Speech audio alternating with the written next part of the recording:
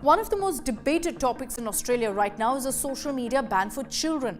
Although the ban directly affects young people, it sparked wider questions about child safety, about privacy, and whether such a move is necessary. Let's take a closer look at this law and its potential impact both in Australia and globally in other countries as well. So the Australian government passed the Online Safety Amendment Social Media Minimum Age Bill 2024. This was actually passed in November, on November 28, 2024. The law introduces a mandatory minimum age of 16 for using several major social media platforms. This law came into effect a year later, on December 10, 2025. Its implementation is being closely watched by regulators in Europe, Asia, and Latin America because many countries are also considering similar measures. But why was this done?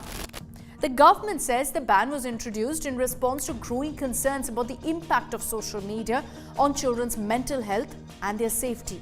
Authorities point to rising cases of cyberbullying, online harassment, exposure to harmful or age-inappropriate content, with contact also with online predators.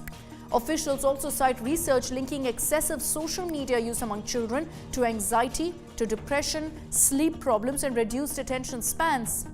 The government has argued that setting a minimum age limit is necessary to mitigate these risks and create a safer digital environment for children. Now, the ban applies to major social media platforms including YouTube, X, Facebook, Instagram, TikTok, Snapchat, Reddit, Twitch, Threads, and Kick. So a long list there. Companies that fail to prevent users under 16 from accessing these platforms could actually face fines of up to a whopping 50 million Australian dollars. But child-focused platforms such as Messenger Kids or WhatsApp Kids, Kids Helpline, Google Classroom, YouTube Kids, they're all exempt from the law. To enforce the ban, platforms must implement age verification measures. This could include photo or video verification and submission of official identity documents.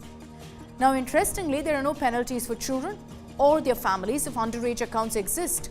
Responsibility rests solely with the companies, which faces fines and other penalties for non-compliance.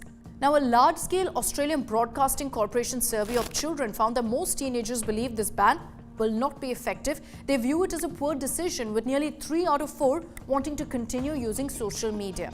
Even photo sharing and messaging apps similar to the banned platforms have become among the most downloaded in the country. There's been also, in fact, a constitutional challenge by 2 teenagers in New South Wales, arguing that the law actually violates young people's rights to free expression and political participation. Interestingly, Australia is not alone in exploring stricter rules for children's social media use. Denmark is considering restrictions for children under 15, with exceptions for 13 and 14-year-olds who have parental approval. The Danish Digital Affairs Minister has also backed Australia's move. The European Union, Malaysia, they're considering similar regulations. And Australia now is one of the first countries to go ahead and impose these strict social media age limits.